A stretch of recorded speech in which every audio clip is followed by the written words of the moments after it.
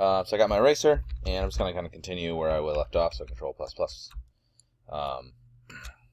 And I'm just going to erase the gene texture off of where I didn't want it.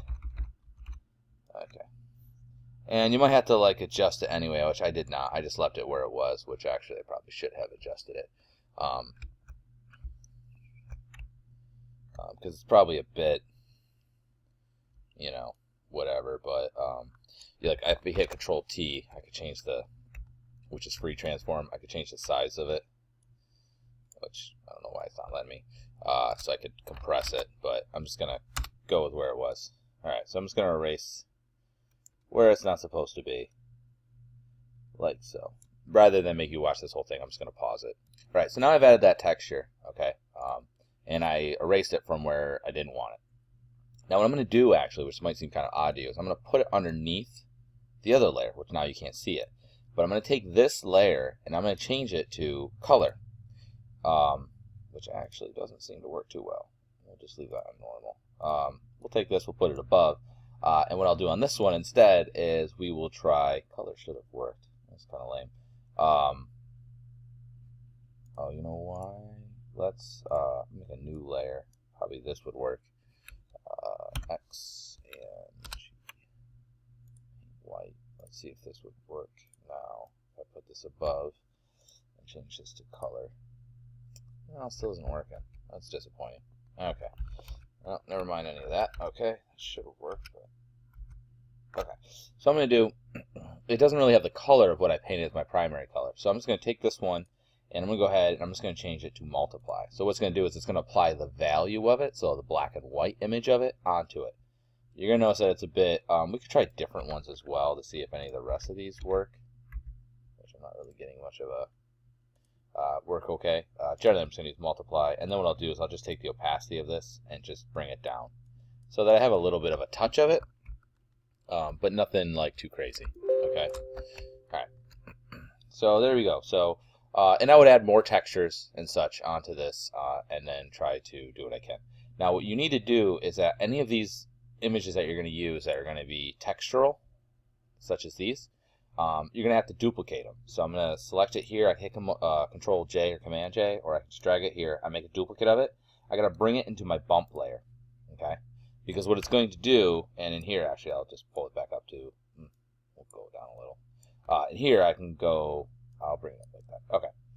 What this is going to do is that this is going to create the texture, that the micro variations within the surface that the light reacts to, and you'll see. So anything that's a textural thing, I'll put into this bump node. We'll turn this back off. So if I do a shirt one and whatever else, I'm just going to do the pants because I don't want to spend a lot of time on a bunch of things. The next thing I do, so I'm going to go ahead and click and make another layer.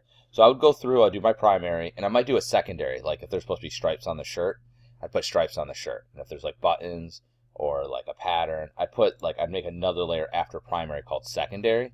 Then I would do my texturing stuff, such as you just saw where I would take images, lay them inside, and put my texturing information in there. Then what I would do is go through and I would use the brush here, and this time I'll use a soft brush. And what I'll do is what I call pre-shading.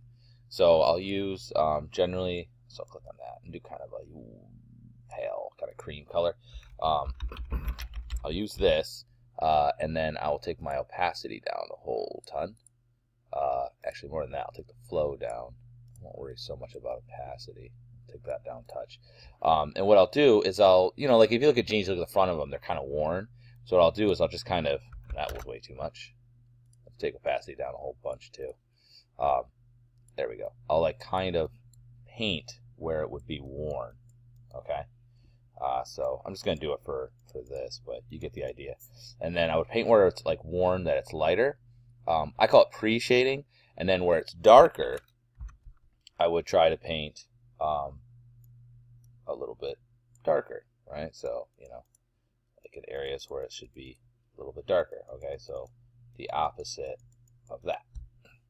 And I would do variants and stuff. And then once I did kind of the pre-shading, then I would do like details and variation and such. Honestly, get really in depth with it. But I would try to add a variance throughout. So like even in here, like the shirt, I'll just, if I have the brush on, if you hold Alt, you click, it turns into the eyedropper tool, or you can hit I for eyedropper, but if you hold Alt, you click, and then what I would do is bring it up, and I would make it a little bit warmer, and then I would just basically, you know, so like this is the front of the shirt. Let's just go a little bit more. Let's turn this off so you don't see it so much. I would add basically, see I'm like kind of, I don't know if you can tell, but it's real subtle. I'd add a little bit of lightening to it, okay? Particularly on the shoulder areas, things like that. All right. You don't want it to just be one solid color. It'll look terrible, okay? And I would do that with pretty much everything. So same thing with the skin. I would take this, go a little bit lighter, and add, you know, like pre-shading, where I basically just lighten, like higher than that apparently, an area like so, and then darken areas as well. All right, but you want to kind of go through that.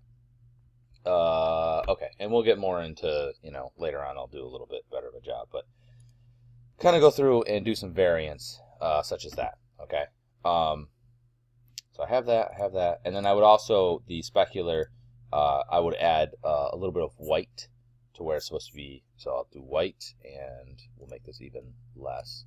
And like maybe on the face, I'll add a little bit more shimmer, right? And on the hands, you know, because usually there's a little bit, but it would probably be a little bit more subtle than what I do. I do it around the eyes and cheeks and the nose in particular. Those areas are all a little bit more shiny on the face. It's where the sweat kind of collects and stuff, and your skin gets oily. I would, you know, maybe the shoes, I would paint like a solid kind of darker gray color so that the shoes could be a little bit of shine, you know, like they would be. But anyway, so I would kind of do that, make sure all the layers are on, and then you would just save it, and then you would go back into Maya, in here, click on your guy, and we'll just go to Image and Update PSD Network. Boom, there you go, and now you can see it. Now you might notice that I have these lines in here because the normals are hard, so I'm going to select my model. I'm going to go to Mesh Display, and we're going to go to Soften Edge, and that's going to soften all the edges.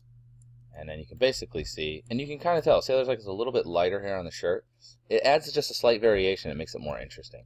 Now what you might notice is that my bump is too strong, right? It's like a little too much.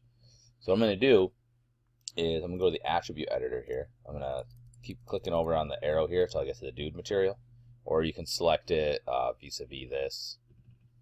Hopefully it doesn't crash because I haven't saved anything. You know, select the material here and then go this way. But I'm just going to do it here. You see where it says bump mapping? I have this little arrow to go to where it's connected. And then I'm going to hit this one to go, not that one, sorry. I'm going to hit this one to go to the bump node. So I click on that. It's going to bring me to this bump node. And this depth controls how much it is. So usually I do like 0.1. See how it's a little bit more subtle? It's something where like it definitely affects the surface, but it's not like too crazy because generally speaking it's a little too much. So just this, then this one, and that'll bring you to the bump node, which is like the multiplier of the image that you applied to it. Okay. And so other things I would do when I would paint like variation, I would paint a little more pink around the nose, around the eyes, you know, elbows, anything that's superficial. So like if you look at your fingertips, a little bit pinker, you know, that kind of stuff. But when we paint like the realistic character, I'll be a little more particular about it. But for now, just try to add those little things. Don't get too crazy with details like wrinkles and stuff because it probably won't turn out that well. But you could add little freckles and things like that. Little skin imperfections would be fine. I'd probably paint like seams on the shirt just to make it look a little bit nicer. You know, maybe seams on, maybe like the seam here for like the zipper. You know what I mean? That kind of stuff. Some cuffs and things. To make it look a little bit nicer. But I don't want to spend all time with that because your character's different and you might have a different outfit and what have you. So, but that's basically it. All right. So that's how you're going to go about producing it. So just spend more time on this part of the process. So what I would do is just do the color first. Get this all looking good. Make sure you're happy with it. Then just, you know, so you're going to do your primary color, like just solid colors. Make sure it looks okay when you go into Maya. If it looks good, then go back here or fix it if it doesn't look good. Then go through and do secondary color. So if this was a striped shirt, I would then paint white stripes and whatever, which is a good band. And then I would go through and maybe add like textural stuff. So like I'll look for textures to kind of add variation depending on what I have. Then I'll go through and I'll do what I call pre-shading, which is like lightening and darkening areas. That gives it a little more pop. But you'll notice, you look at any clothes or anything, wherever it's exposed to the sun, it gets lighter, and then the seams and like in the pits of things, they'll be a little bit darker, right? So if you look at your armpit on your shirt, you'll notice that it's definitely darker, and it usually gets a little bit yellow too from perspiring. But I'll add all that.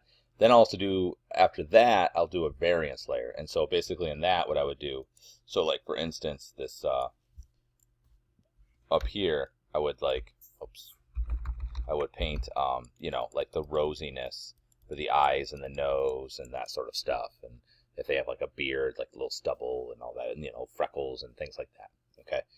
I'd get the color all good, be happy with it. Then just duplicate your textural components into the bump. And then just paint your black and white here, but be really subtle with it. It does not take a lot to make it go one way or the other. Okay. And then just make sure they're all turned on. You save them and you send it out. And then you have your character here, okay? So, and you just save over top of where it was. I'm just gonna exit out of that. And then you have your dude here, and I'll just save this as my next version, 7, okay? And you have a complete dude here, all right? So that's basically what you want to do.